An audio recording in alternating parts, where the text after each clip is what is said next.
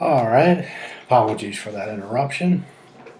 Um, there's only other requirement that we talk about when we're dealing with money is that it has to be acceptable, but this is not voluntary.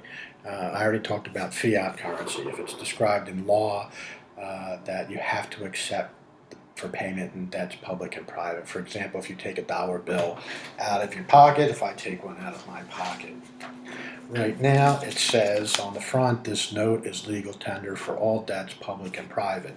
So that's what, when I say fiat currency, the government mandates that the currency actually be accepted.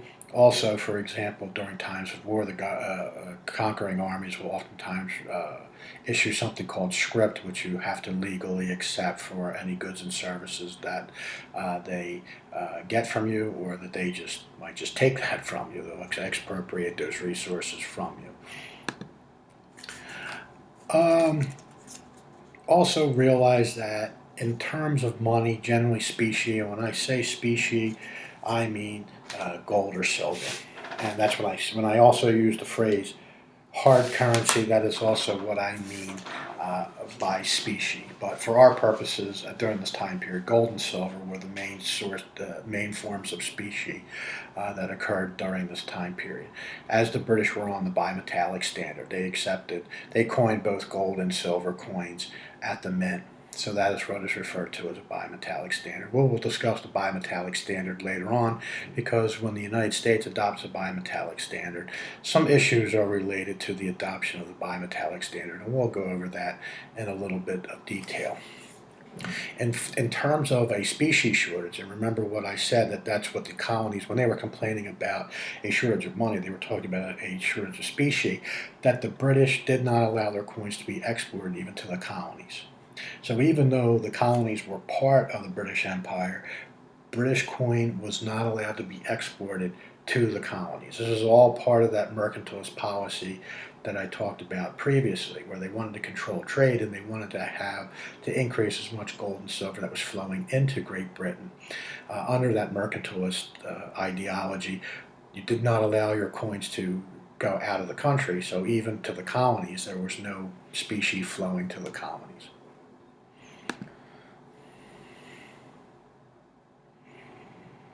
They did not object, so Great Britain did not object to the fact that if there was other countries' gold and silver coins were flowing into the colonies.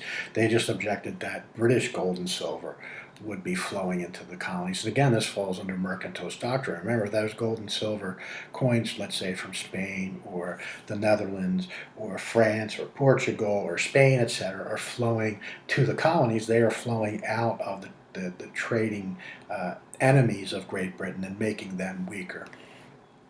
Now, that problem with the bimetallic standard again is that what happens with the bimetallic standard is the government mandates the ratio of gold to silver.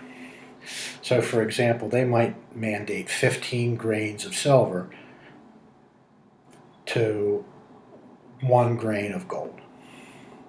That means you had to have 15 times the amount of weight of silver for that to be the equivalent dollar amount of gold.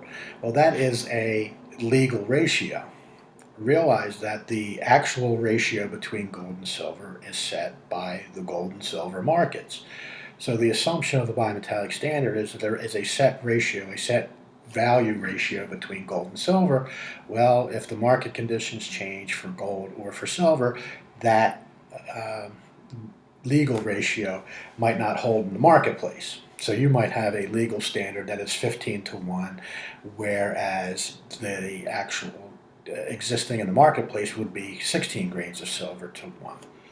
So that leads to some issue, and it particularly leads to Gresham's law, which bad money drives out good money.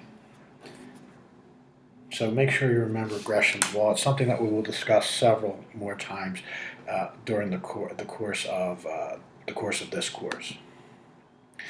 Let me give you some examples of other means of payment that existed during the colonial period. In particular, something called a bill of exchange. A bill of exchange was actually developed in Europe. Some people argue that it was developed by the Medici banks. Others argue that it was developed by merchants in Bruges. Just realize that it has a long history, somewhere in the 1300s and 1400s of these bills of exchange. Basically, it's a dated order to pay. It's a means of extending credit to the purchaser. So this person will give you a bill of exchange. They will exchange goods and services, and this bill of exchange states that you will pay the individual at some point in time in the future. So, for example, if you're a Carolina planner, you ship rice to a British merchant. That British merchant will draw an order from a bank to pay this bill of exchange, and what it'll say is that in 3, 4 to 6 months they will pay you in gold or silver in exchange for that. So it's a short-term means of credit for purchasers of a particular commodity. So this helped to facilitate trade during that time period. But realize that if you're the holder of this bill of exchange, you can do several different things with it. You could hold on to that note. So if I sold you something and you gave me a bill of exchange, I could just wait for the due date and then bring it into the bank, and they would give me the gold and silver in exchange for that note. Or if I didn't want to wait the 3, the 4 to 6 months, I could sell that note to somebody else in exchange for specie. I mean, I obviously at a discount. So this actually adds some liquidity to the transactions, because you don't have to hold on to that uh, bill of exchange till the note comes to maturity. You could sell it prior to that, which increases the liquidity value of the bill of exchange. All right. So then oftentimes it was referred to as merchant money. So make sure you realize that. And 2, that it helped to facilitate trade. And 2, it also increased the liquidity of international transactions. And you can see the benefit of this, because under normal circumstances, those international transactions would require the payment in specie. If I was going to sell that to you in gold or silver, you would have to give me gold or silver. It's very expensive to ship gold and silver. So what these bills of exchange did was allowing individuals to engage in international transaction without the cost of actually physically shipping specie, gold and silver. Just realize that there are some issues with specie money, particular to regulate specie money, particularly knowing how much of it's around, because it has alternate values. You can melt those coins down to make jewelry, to make cups, to make saucers, etc. Those different types of things. So realize the problem with specie money is that gold and silver have alternate uses in the form of jewelry, swords, other objects. So those coins don't necessarily have to stay coins. They could be melted down for other processes. You could hide specie, all right? So if you want to avoid taxes, or it can be exported, that's another reason. Remember that in international trade, gold and silver was the medium of exchange. So if you're creating a money supply and it's being exported out of the country, you have no idea natively how much of that money is being used in transactions. And the final part, as I've talked about previously, when the colonists talk about money shortages, they are talking about specie, and in particular British coin. The reason being is, number one, if we look back at the previous lectures, one of the things I talked about is that the colonies had a chronic trade deficit with Great Britain, which means that gold and silver won't be shipped from Great Britain to the colonies, that the colonies would be having to make that difference up with gold or silver. So because of that trade deficit with Great Britain, necessarily there was going to be a shortage of specie because of that trade deficit. Just to give you an example, Ben Franklin, to give you a local example here, takes a trip to Boston, which is where he was originally from. So he's staying in Philadelphia, returns to Boston, and people were asking him about the Pennsylvania economy. So when he goes to Boston, basically what he tells them is, they ask him what kind of money do they use, and he brings out silver coins and spreads them out in front of them. And this is something that they rarely saw, because the predominant currency that was being used, the predominant form of money that was being used in Boston was paper money. So they had a definite shortage of specie, gold and silver, in Boston, and they were almost in awe of the fact that Pennsylvania merchants were able to have silver coin and use that as a medium of exchange. When we take a look at the complaints about shortages of money, historians point out several different things to say that there wasn't a quote-unquote shortage of money. Number one, interest rates weren't particularly high. If there's a shortage of money, you would expect interest rates to be very high because if the supply of money is shrinking and the demand for money is remaining constant, interest rates should be rising. But in the presence of usury laws, and usury laws are just mandated maximum interest rates that can be charged, 8% in Massachusetts, 5% in Pennsylvania, there are very few violations of that being reported. So the market interest rate was not well above the mandated interest rates of these two particular colonies. The other thing is that if we saw money shortages, according to the quantity theory of money, as economic activity goes up, if the money supply does not increase by an equivalent amount, the price level has to fall. Well, during the colonial period was a period of persistent inflation. Not hyperinflation, but the price level was increasing during the colonial period.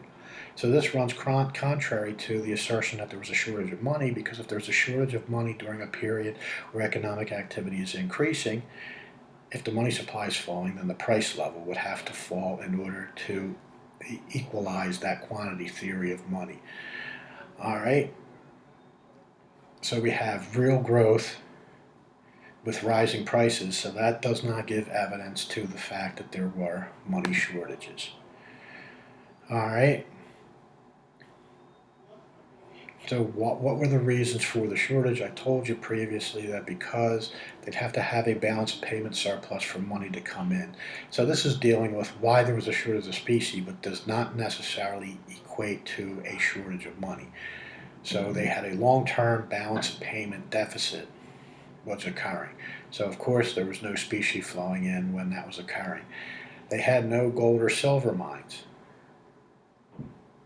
So they were not indigenously creating their own gold and silver coin, and they were actually outlawed by Great Britain from actually having gold or silver mines, and actually not allowed to have mints. So there was no significant gold or silver finds in the colonies. And also on top of that, Great Britain forbid them from having their own mints, and the fact that there was an exportation ban on English coin. English coin could not go to the colonies. So because there was no native supply of the raw materials, gold and silver, which to mint coins, and also the fact that Great Britain would not allow the exportation of coin, this necessarily means that there was going to be a shortage of specie. Just because there was a shortage of specie does not mean there was a shortage of money. The colonies did several different things in order to attract coin.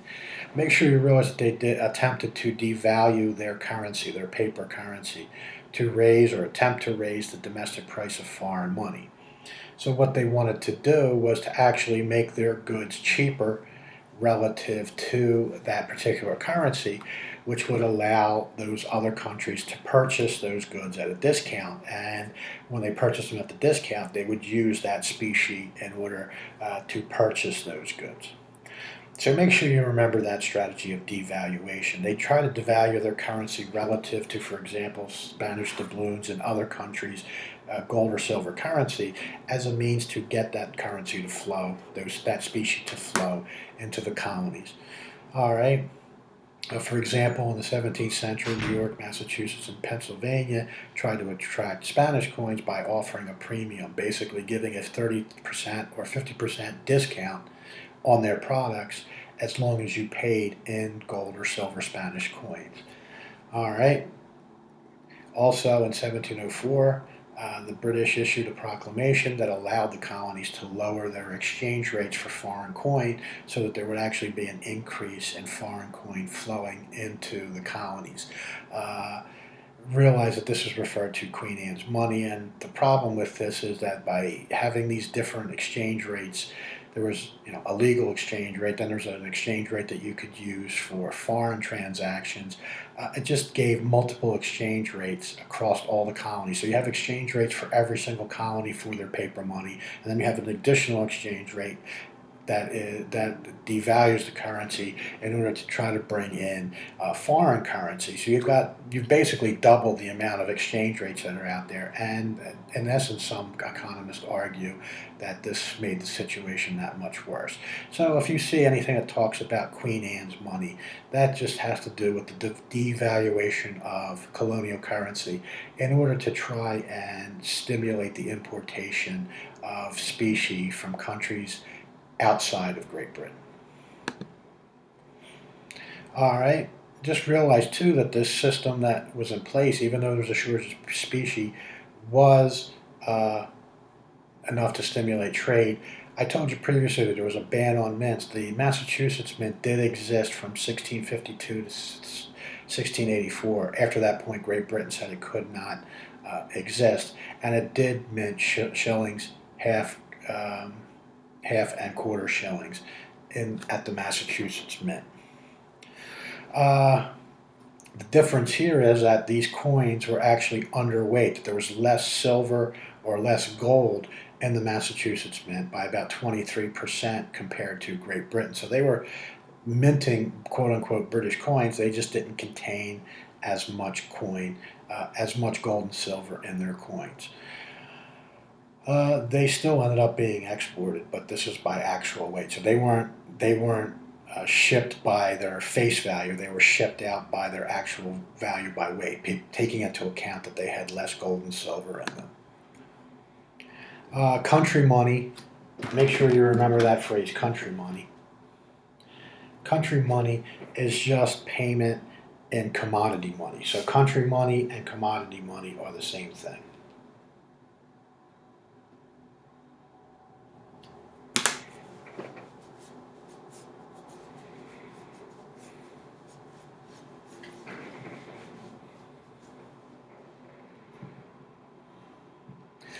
All right, so corn, wheat, skins, livestock, stock, etc. could be used. Also realize that the use of this country money or the commodity money made that contracts had to be indexed for deflation. That there was such a big concern that if I, for example, were to give you 100 pounds of corn, if corn fell by 30%, that meant I'd have to give you 30% more corn. So a lot of the colonies actually contracted indexes into this and codified into law that the contracts, if the commodity that you were selling fell in value, you had to give a proportionate more of that commodity in order to do that. Realize tobacco served as money in Virginia. All right.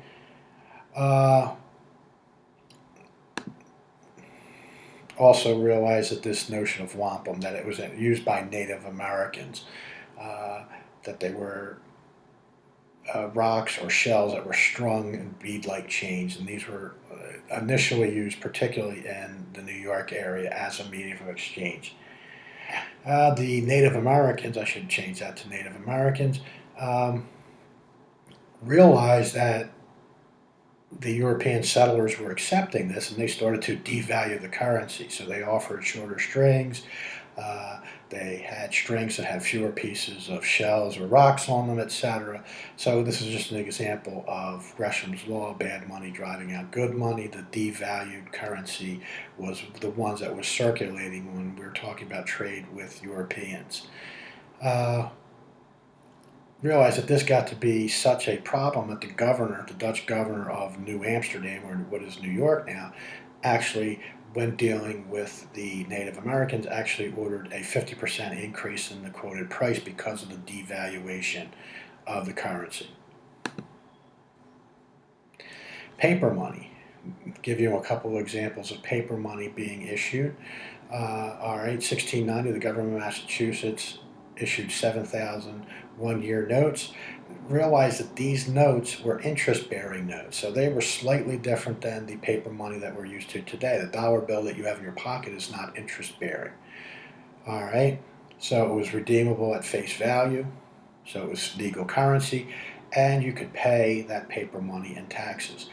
The reason why that they needed this was they used that paper money to actually finance a campaign against Quebec. There was some issues between the Massachusetts colonies and the colonies in Quebec. There was actually a war against this region, and they used paper money to finance the war. All right. So realize that one of the first issuings of paper money in the United States and colonial United States was by Massachusetts. And why was it actually uh, used? It was used because it was needed to finance a campaign, a war against another region. Um, Realize that other colonies followed suit because that was a fairly successful uh, issuing of paper money. The money itself did lose value, but it was fairly stable, so there wasn't a high level of inflation or hyperinflation that occurred. Other colonies, South Carolina, Connecticut, New York, New Hampshire, New Jersey, all in the early 1700s up to 1709. Rhode Island in 1710. North Carolina in 1712, and Pennsylvania in 1723. All right. Also realize that when you have paper currency, even as we have today, what was the problem with paper currency? It can be forged. And guess what happened? Industrious criminals back then realized that they could forge this paper currency and they could get away with it. And this gives you an instance of uh, how prevalent it was that in Pennsylvania there was such large-scale counterfeiting that they actually legislated the death penalty for forgery for a region that was settled by Quakers who were known pacifists. Gives you some type of an indication of how prevalent counterfeiting was that the Pennsylvania legislature, led by Quakers, actually passed legislation for the death penalty if you were convicted of forging their paper currency. Um, Realize that there was a difference in the experience on the different colonies. Some of the colonies actually were quite judicious in their printing of money. Other colonies basically printed what would be referred to as too much money, and there was rampant inflation that the currency that they printed got devalued very, very quickly. Um, there was an issue related to this overprinting of money because in 1751 the British Parliament um, prohibited the legal status of tender from being applied to New England notes because they were printing too many notes that they was highly inflationary. There was too many of these notes floating around, so they were losing value. But since they were legal tender status, that the England merchants had to accept them at face value, even though they were worth a lot less than this. So this gives you some indication that overprinting of money relative to economic activity did occur because Britain prohibited the legal tender status of the colonial notes, and then for New England, because New England was a particularly bad experience, but then they extended it to 1764. So what they did is they didn't prohibit the colonies from printing money. They just stripped the legal tender status, which meant that you didn't have to accept them on face value. You could accept them at a discount. So, for example, if Rhode Island or another colony, you know, the market value of their notes decreased by 50%, you didn't have to accept a £1 note at £1. You could accept it at 50% of that amount. So let's take a look at the inflationary experiences. So realize too, like I said, that the colonies themselves had varying experiences with inflation. The worst, and make sure you realize this, Rhode Island was considered the worst when it came to printing money. And the worst meaning that they overprinted money, that their currency depreciated dramatically. It depreciated at a rate of 26 to 1. All right, so they printed money at such a rate that it basically a dollar was only accepted at 25 cents because they printed it. Well, that's actually more than that. There was a dramatic decrease in that. But in Massachusetts, the rate was about 7.5 to 1. All right. So this was roughly 4 cents to the dollar. So you can imagine that something that costs a dollar today, if you print so much money of it that it's worth, you have to pay $26 in order to purchase it. That's the experience of Rhode Island. And you can see Massachusetts, it wasn't that bad, but it was still bad. It was 7.5 to 1. So you can understand why the British legislature legislated the legal tender status out of this. The merchants of Great Britain realized that they were accepting vastly deteriorated currency from the colonies. So realize that the New England experience was one of depreciation. The middle colonies were much more reliable, and their money was much more stable. The reason why is they better managed them because they actually retired the notes. If they put a note out that was, for example, was to circulate for a year, it only circulated for a year. Rhode Island, on the other hand, when the year was done for a note, they would just give you more notes in exchange. So they'd retire the notes after a year, but they would just print more notes to retire the notes. The middle colonies were much better managed. When they said they were going to retire a note, they ended up being retired. And also they set up these sinking funds. They actually provided funds for the retirement of that currency at a future time. Also, realize that particularly in the middle colonies, that some people argue that they were one of the first to realize that you could engage in monetary policy as a way to counteract economic downturns. Particularly in Pennsylvania, there was an argument during one period that there was an economic recession going on and that they should print more paper money in order to facilitate economic activity. And it was actually fairly successful during that time period. So realize that there were some monetary experiments going on and using monetary policy to actually stimulate the economy during economic downturns, or using monetary policy in a counter-cyclical way to try and combat a recession. Well, that's the end of the lecture for Chapter 3. Next we'll be talking about Chapter 4.